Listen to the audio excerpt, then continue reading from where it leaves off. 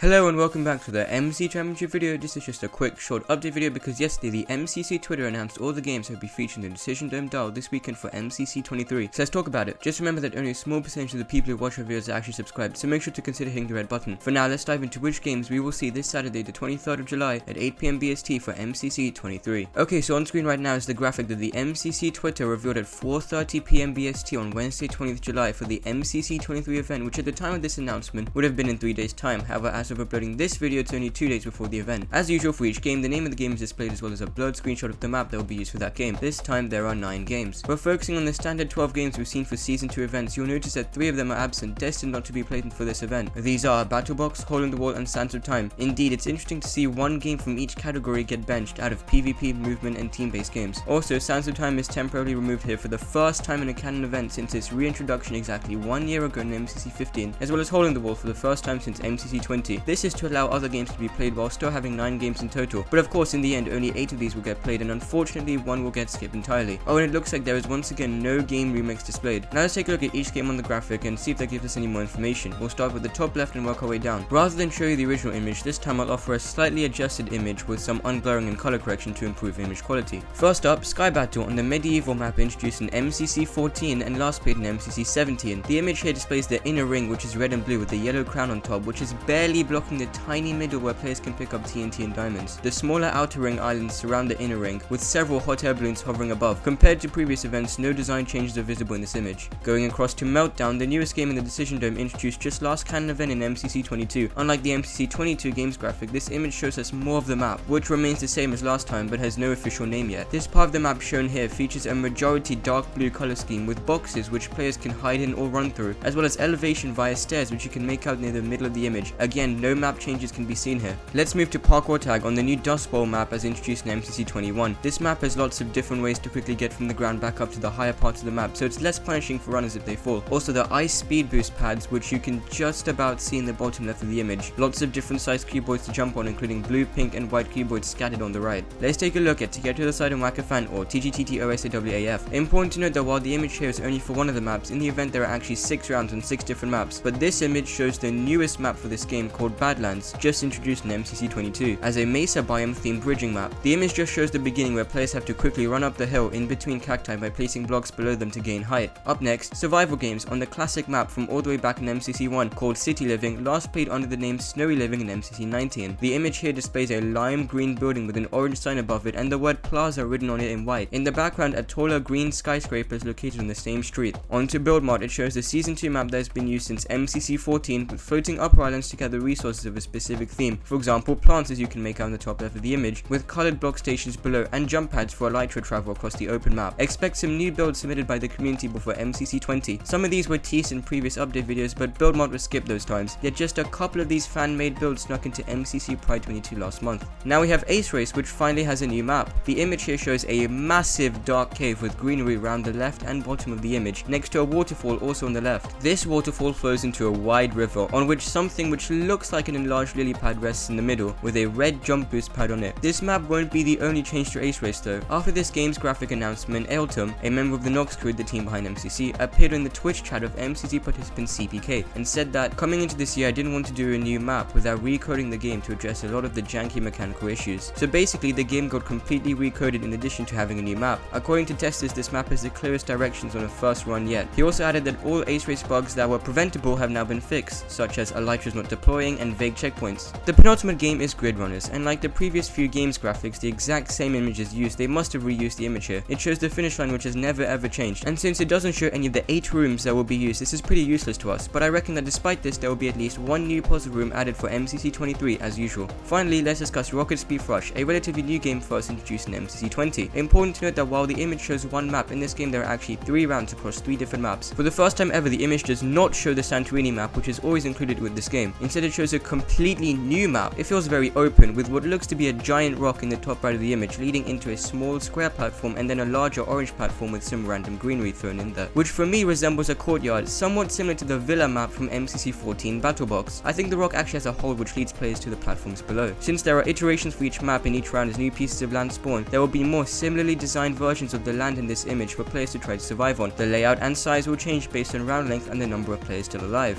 The last thing to say about these images is that we will be told in advance of the event about each game and its changes in the MCC 23 update video, which is always released the day before the event on the Noxcrew YouTube channel. I'll link this channel and the original game announcement graphic down below in the description. Well, I've been your host. I hope you found this video informative and enjoyable, and I'll catch you all in the next MCC video. Oh, and don't forget to watch MCC 23 this Saturday. See ya.